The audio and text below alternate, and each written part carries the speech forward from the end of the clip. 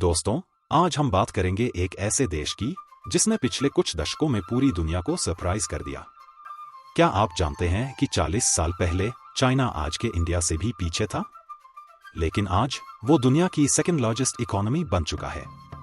और सिर्फ इतना ही नहीं, दोस्तों, क्या आपको पता है कि आज चाइना में दुनिया में सबसे ज्यादा यूनिकॉर्न स्टार्टअप्स हैं? हाँ, वो ही बिलियन डॉलर वाली कंपनियां।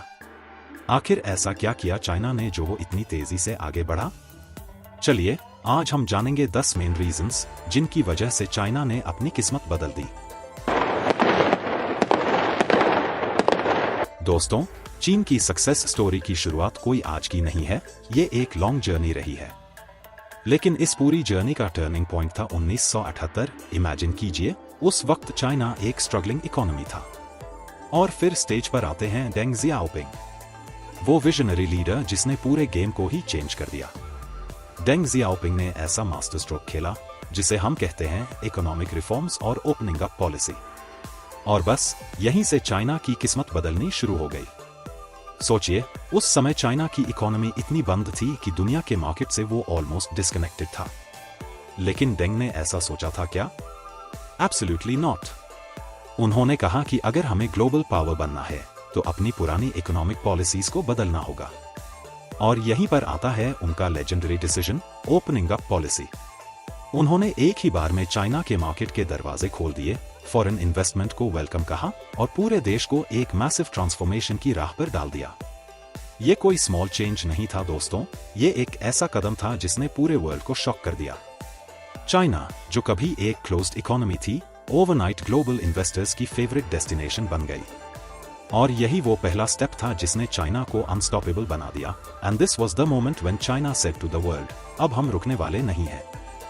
डेंग जियाओपिंग की विजन ने चाइना को एक नए रास्ते पर डाल दिया, जहां ग्रोथ, ट्रेड और इनोवेशन का एक्सप्लोजन हुआ। अब आप सोचिए, क्या ऐसी विजनरी लीडरशिप और डेयरिंग पॉलिसीज के बिना चाइना आज दुनिया की दूसरी सबसे बड़ी इकोनॉमी बन पाता?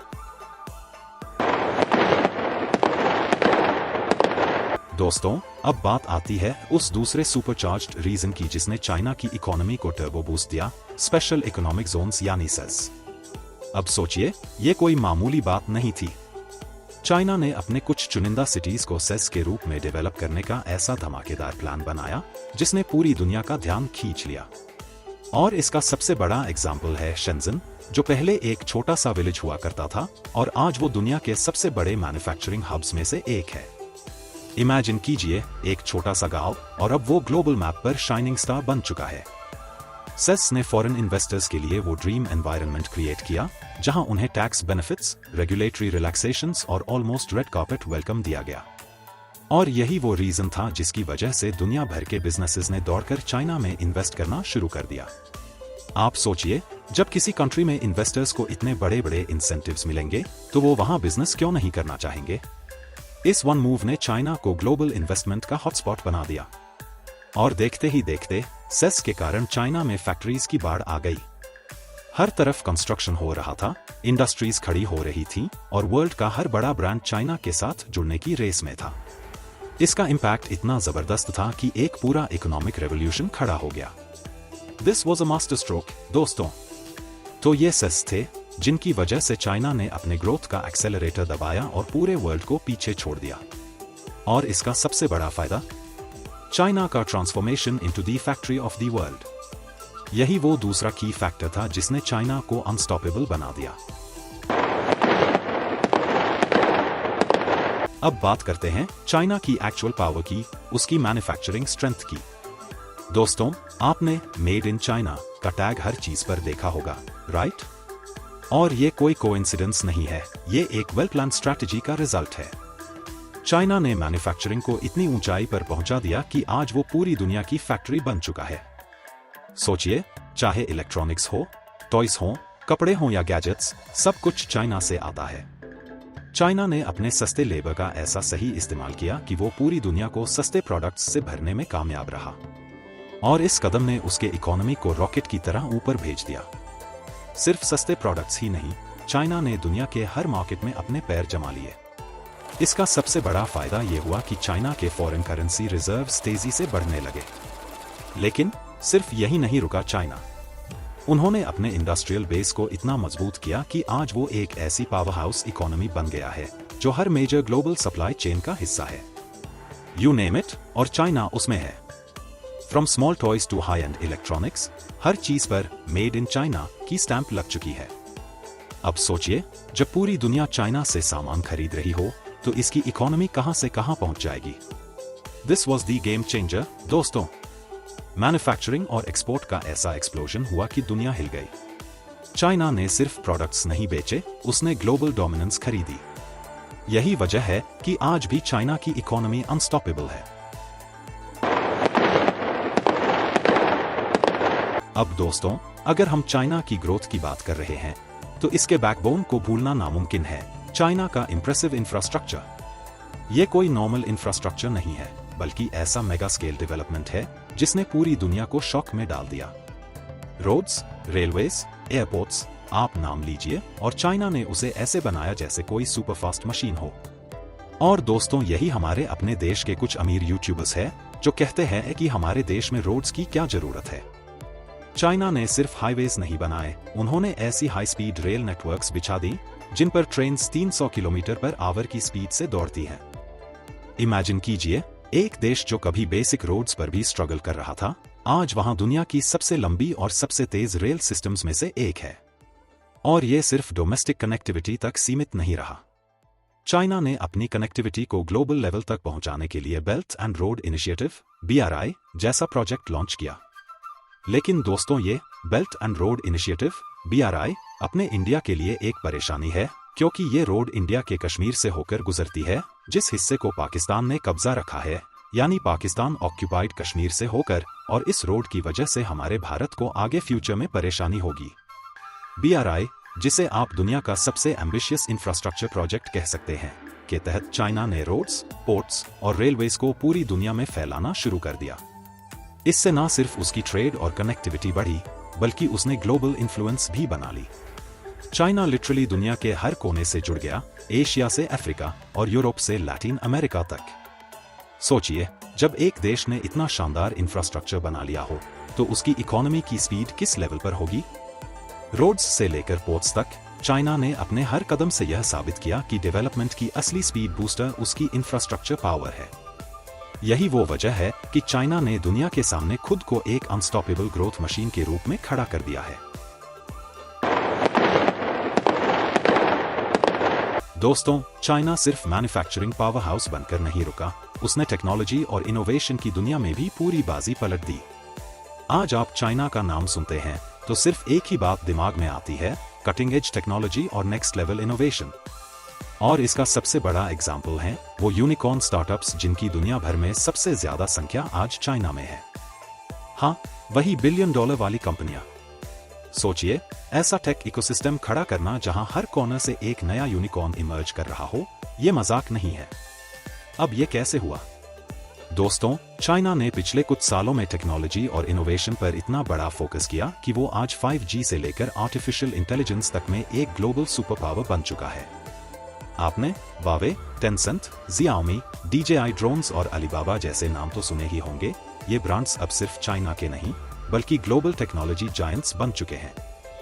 इन कंपनीज ने टेक वर्ल्ड को ऐसे हिलाकर रख दिया जैसे कोई नया सुपर फोर्स मैदान में उतर आया हो। चाइना ने अपने टेक सेक्टर को सिर्फ डेवलप नहीं किया, बल्कि पूरी दुनिया को एक नया स्टैंडर्ड दे दिया। 5G नेटवर्क्स की बात हो या world class e-commerce platforms, China हर जगह सबसे आगे है। और यही वजह है कि दुनिया अब चाइना को सिर्फ एक मैन्युफैक्चरर नहीं, बल्कि एक इनोवेशन हब के रूप में देखती है। चाइना ने टेक्नोलॉजी को नेक्स्ट लेवल पर पहुंचा दिया है, और इसका सबसे बड़ा फायदा ये हुआ कि उसने न केवल अपनी इकोनॉमी को बूस्ट किया, बल्कि ग्लोबल टेक रेस में खुद को सबसे आगे खड़ा कर दिया। दोस्तों, ये कोई छोटा कदम नहीं था, ये एक ऐसा टेक रेवोल्यूशन था जिसने चाइना को अनस्टॉपेबल बना दिया। दोस्तों, अब बात करते हैं एक ऐसा मॉडल जो चीन की इकोनॉमिक सक्सेस की बैकबोन है, स्टेट ओन्ड एंटरप्राइजेस (SOEs) और मिक्स्ड इकोनॉमी का जबरदस्त कॉम्बिनेशन। ये बड़ा इंटरेस्टिंग है। चाइना ने प्राइवेट सेक्टर को तो बूस्ट किया, लेकिन कुछ की सेक्टर्स जैसे बैंकिंग, एनर्जी और टेलीकॉम में गवर्नमेंट का पूरा कंट्रोल रखा। ये एक यूनिक मिक्स्ड इकोनॉमी है जहां गवर्नमेंट का दखल एक नेसेसिटी है ताकि चाइना की इकोनॉमिक डायरेक्शन और पॉलिसीज हमेशा कंट्रोल में रहें। अब सोचिए, जब गवर्नमेंट अपने हाथ में मेजर सेक्टर्स रखती है तो वो किस तरह से इकोनॉमी को स्टेबिलिटी और ग्रोथ की ओर ले जा सकती है। इससे ना सिर्फ ग्रोथ का एक सॉलिड फ्रेमवर्क तैयार हुआ, बल्कि इकोनॉमिक प्लानिंग और स्ट्रैटेजी भी एक नया लेवल तक पहुंच गई। और दोस्तों, चलिए बात करते हैं उस मास अर्बनाइजेशन की जो चीन में एक रेवोल्यूशन की तरह आई। आपने देखा होगा कि चीन की सिटीज कितनी तेजी से बढ़ी हैं। एक समय था जब विलेजेस में लोग रहते थे, लेकिन अब चीन ने करोड़ों लोगों को सिटीज में लाकर बसाया, सिर्फ एक गोल के लिए, इंडस्ट्रियल जॉब्स में उनकी कैपेसिटी को अनलीश करना। इमेजिन कीजिए, इतनी बड़ी पॉपुलेशन का अर्बन एरियाज में शिफ्ट होना, ये किसी बड़े सोशल एक्सपेरिमेंट से कम नहीं है। इसका फायदा ये हुआ कि इंडस्ट्रियल आउटपुट तो स्काईरॉकेटेड हुआ ही, साथ ही एक मैसिव मिडिल क्लास भी तैयार हो गई। ये मिडिल क्लास अब वो पावर हाउस बन गई जिसने डोमेस्टिक कंजम्पशन को भी बूस्ट किया। अब चाइनीज लोग सिर्फ जॉब्स नहीं कर रहे थे, बल्कि वो एक वाइब्रेंट कंज्यूमर मार्केट में बदल गए, जिसने चाइना की इकोनॉमी को टर्बोचार्ज कर दिया। तो देखिए, चाइना ने कैसे क्लेवर पॉलिसीज और मास अर्बनाइजेशन के जरिए अपने इकोनॉमी को एक नई दिशा दी। ये कोई ऑर्डिनरी ट्रांसफॉर्मेशन नहीं थी, ये एक इकोनॉमिक मिरेकल था जिसने दुनिया को एक नया रास्ता दिखाया। दोस्तों, चाइना ने अपनी पॉपुलेशन को अपनी ग्रेटेस्ट स्ट्रेंथ बना लिया है। कैसे? उन्होंने एजुकेशन और टेक्निकल स्किल्स पर बेमिसाल फोकस किया, खासकर साइंस और टेक्नोलॉजी में। इससे चाइना को एक हाईली स्किल्ड वर्कफोर्स मिली जो हाईटेक इंडस्ट्रीज में काम करने के लिए तैयार थी। इमेजिन कीजिए, जब एक देश अपनी यूथ को इतना एम्पावर करता है तो वो ग्लोबल स्टेज पर कैसे शाइन करता है। ये कोई ऑर्डिनरी स्ट्रैटेजी नहीं, बल्कि एक मास्टर प्लान है जिसने चाइना को वर्ल्ड लीडर बना दिया। अब बात करते हैं 2001 की, जब चाइना ने वर्ल्ड ट्रेड ऑर्गेनाइजेशन WTO में एंट्री ली। ये एक गेम चेंजिंग मोमेंट था। इस एंट्री ने चाइना को ग्लोबल मार्केट्स में कदम रखने का एक गोल्डन अपॉर्चुनिटी दी। चीन ने अपने प्रोडक्ट्स को दुनिया भर में बेचना शुरू किया और देखा कैसे एक्सपोर्ट ने रॉकेट की तरह उड़ान भरी। अब चाइना न सिर्फ मैन्युफैक्चरिंग का हब था, बल्कि एक ग्लोबल पावर हाउस बन चुका था। ये थी वो इकोनॉमिक बूस्ट जिसने चाइना की इकोनॉमी को हर तरफ से मजबूत किया। और अब दोस्तों, चलिए बात करते हैं उस इकोनॉमिक मिरेकल की जिसने लाखों करोड़ों लोगों की जिंदगी बदल दी, पॉवर्टी एलिविएशन। चाइना ने अपने करोड़ों नागरिकों को पॉवर्टी से बाहर निकाला। पिछले 40 सालों में 800 मिलियन से ज्यादा लोग पॉवर्टी के चक्रव्यूह से बाहर निकले। इस मॉन्यूमेंटल एफर्ट से एक स्ट्रॉन्ग मिडिल क्लास बनी जो अब डोमेस्टिक कंजम्पशन का एक बड़ा हिस्सा बन चुकी है। इमेजिन कीजिए, एक ऐसी कंट्री जहां लोग अब सिर्फ सर्वाइवल के लिए नहीं, बल्कि लाइफस्टाइल और कंज्यूमर कल्चर के लिए जी रहे हैं। चाइना ने न केवल अपने सिटीजन्स की क्वालिटी ऑफ लाइफ को इंप्रूव किया, बल्कि खुद की इंटरनल मार्केट भी डेवलप कर ली।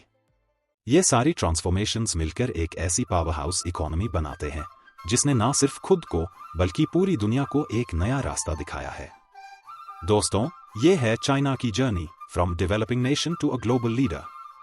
तो दोस्तों, देखा आपने, चाइना की सक्सेस की ये स्टोरी इतनी सिंपल नहीं थी। इन 10 पॉइंट्स ने मिलकर चाइना को आज दुनिया का दूसरा सबसे बड़ा इकोनॉमिक पावर हाउस बना दिया है। तो क्या इंडिया भी कुछ ऐसा कर सकता है? क्या हमारे पास भी ये मौका है? कमेंट्स में जरूर बताइए कि आपको ये वीडियो कैसा लगा और क्या हमने कुछ मिस किया।